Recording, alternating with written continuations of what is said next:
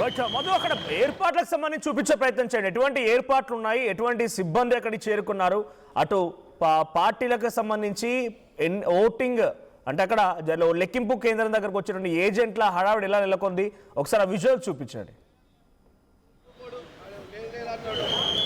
Exact మొత్తం 42 table ఏర్పాటు చేశారు. మనం విజువల్స్లో చూస్తూ ఉన్నాం. ఆర్టీవీ ఆల్రెడీ ఇన్సైడ్ విజువల్స్ని సంపాదించింది. మొత్తం 10 రౌండ్లలో కౌంటింగ్కి సంబంధించినటువంటి ప్రక్రియ ప్రారంభమవుతుంది.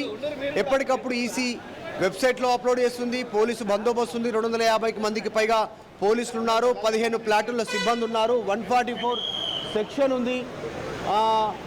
అభ్యర్థి సునీత మాగంటి లోపలికి వెళ్తా ఉన్నటువంటి విజువల్స్ చూస్తూ ఉన్నాం. లోపలికి అభ్యర్థులు లోపలికి ఒక్కొక్కరు రీచ్ అవుతున్నారు. ఆమెతో పాటు లీగల్ టీమ్ బీఆర్ఎస్ సంబంధించినటువంటి లీగల్ టీం కూడా ఆమెతో పాటు అడ్వకేట్స్ టీము లోపలికి వెళ్తూ ఉన్నటువంటి పరిస్థితి.